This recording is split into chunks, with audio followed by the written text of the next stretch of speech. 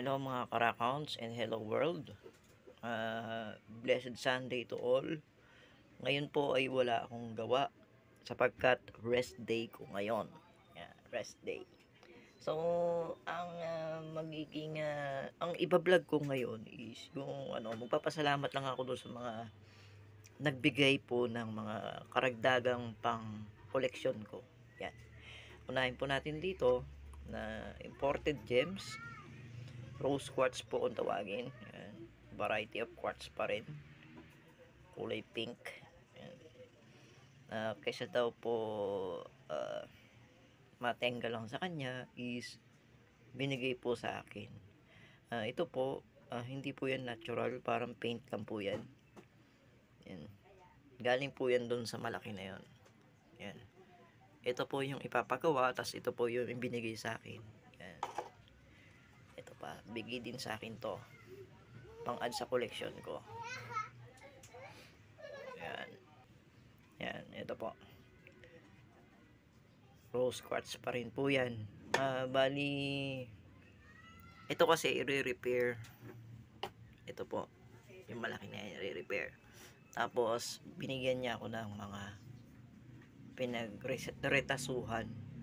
Yung mga maliliit na nabasag doon, bibigay niya na lang daw sa akin. Yan. Pero syempre, kahit na binigyan ako, ang labor ko rito is hindi babawasan. Ganun pa rin ang price. Yan. So, thank you po sa pagbigay sa akin ito, pang-add sa aking koleksyon. Yan. And then, dumako naman tayo dito. Ang may-ari po nito at saka nito ay isa. Ito daw po ay Herkimer Diamond, galing po ng New York, USA. Yan po. Ganun din po sabi niya, kaysa naman daw nakatambak lang sa kanila is ibibigay niya sa akin for collection. Yan. Oh. Yan. Herkimer Diamonds. Hindi po ito tunay na diamond ha. Herkimer Diamond lang ang tawag o ang ipinangalan sa kanya kasi natagpuan siya or natuklasan siya sa Herkimer, New York. Yung Herkimer po kasi ay pangalan ng lugar sa New York. Yan. Tapos, kaya tinawag na diamond is yung formation niya, yung structure niya is kahalintulad ng korte ng diamond. Yan. Pero quartz po ito. Yan, quartz. Hindi sila tunay na diamond. Kaya ang hardness po nito is same ng sa quartz. Yan. Sabi niya, David, ibigay ko na lang sa iyo yan kaysa ma-imbak dito sa bahay. Ayan. Pang-add ko po sa aking koleksyon. Yan. Pero marami to eh. Ito lang 4 na malalaki ang inilabas ko. So sa mga may gusto magpagawa, yan, meron tayong Herkimer Diamond. Yan. Pero syempre, hindi ko lahat ipaprocess kasi para sa akin to. Pagbigay, hindi ko ibinibenta eh. Pero dahil marami sila at pagka naman po kasi nagko-collect ako, dapat isang stone, isang variety lang. Ganon. Ayoko nang marami. Tulad po nito, ang itatabi ko lang ay yung malaki at ito ay ipaprocess ko. Yan. Yan. Herkimer Diamond from New York. At dumako naman tayo dito. Ito naman po ay ibinigay sa akin ng aking kumpare na namasyal sila sa Zambales. Yan, sa Masinloc. Ito po ay fossil o recent fossil ng talaba.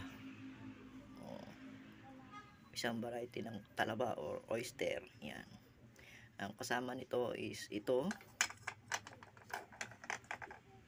Yan o. May quartz siya, bug. Kitang-kita yung mga crystal sa loob. Yan o. Alam niya kasi na mahilig ako sa mga ganitong klaseng mga stones na may mga bug. So yun, salamat sa iyo paring Rod. Yan, shoutout sa iyo sa aking inaanak. na si, nakalimutan ko tuloy pangalan ng inaanak ko. Sorry. Ayan. So, ang ganda niya, no? May kinang-kinang. Ayan. Salamat at binigyan mo ako ng pang-add sa aking koleksyon. Ayan. At ito, ewan ko lang kung na-vlog ko na to eh. Mother of Pearl. Ang mga maliit na bilog po na ito ay legit na pearl, pero hindi sila kamahalan kasi cultured. Cultured daw po ang mga ito. At ito po ay hindi galing sa Pilipinas kundi imported. Yan. Bali binili ko to. Yan. Kasi nga po, 'di ba, sabi niyo, nagko-collect ako. Yun nga lang, wala akong pambili ng pearl. Yung pearl talaga kasi mahal ang pearl eh. Kaya asa na tayo sa mga mumurahing stone and crystals. Ayan. Mura lang to kasi nakakabit pa siya sa shell. Ayan. Ito po yung mother of pearl kung tawagin. Ayan. Ewan ko lang kung meron ganito sa Pilipinas. Pero sa tingin ko meron eh. May mga cultured din sa sa Palawan. Cultured. Pero hindi ko lang alam po kung ganitong klase ng clam din. Ayan. So, dumako naman tayo dun sa ipapa-repair sa akin. Malaki po ito eh. Ayan, oh. Ayan, oh. Pink na pink. Kulay pink siya. Oh. Rose quartz. Bali, ang gagawin po dito is, ayan, umpisahan ko na po natanggalin yung electroplating. Nakadikit po ito sa mga dulo, sa mga edges niya. Ang sabi sa akin is tatanggalin daw po ito, then ipapolish yung mga edges. Bali, papantayin po ito, i-grind po yan, paikot, and then ipapolish. Yan. Ito po, bandang ilalim na to, hindi na po ito ipapolish. Tapos, yung ibabaw, i-repolish lang. Yan.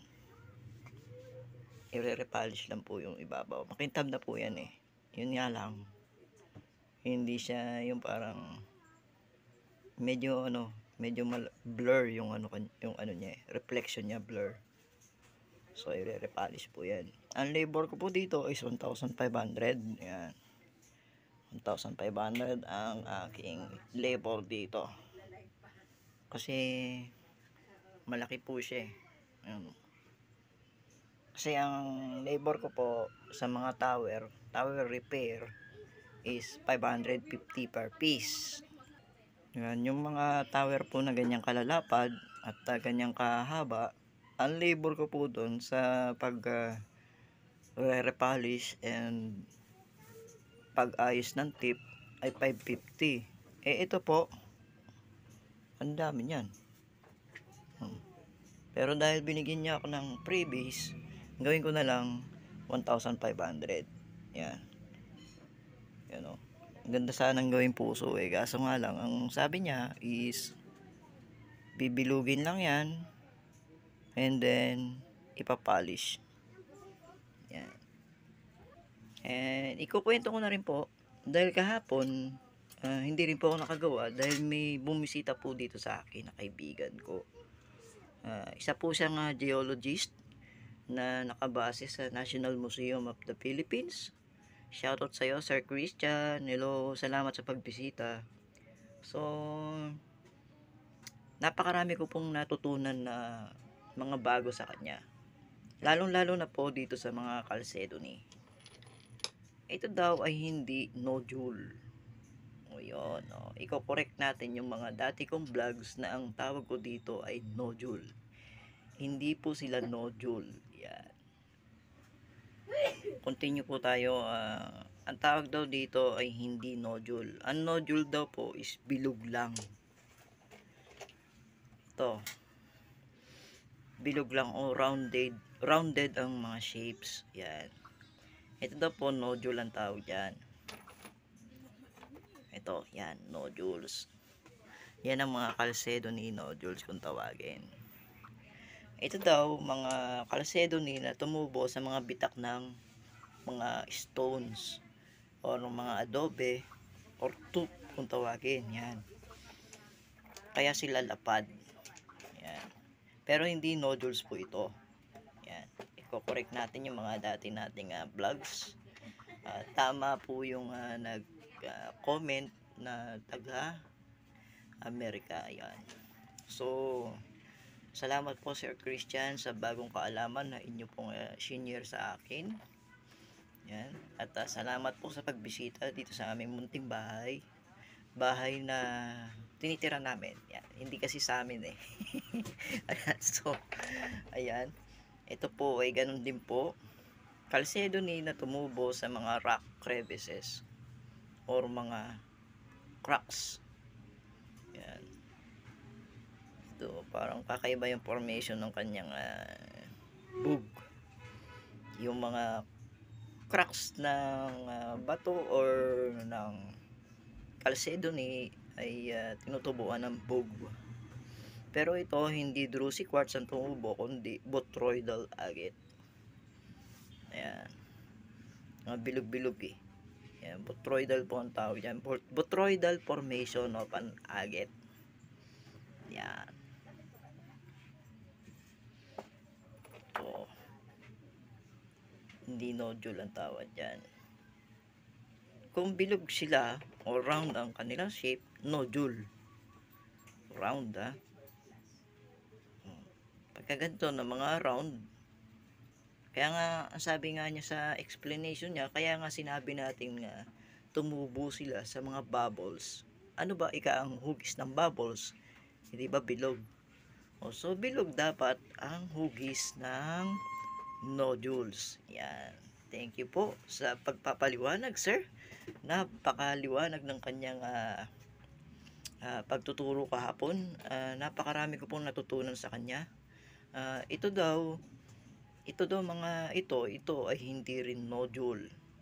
Maaari daw ito po ay nanggaling sa isang malaking tipak ng Chalcedony.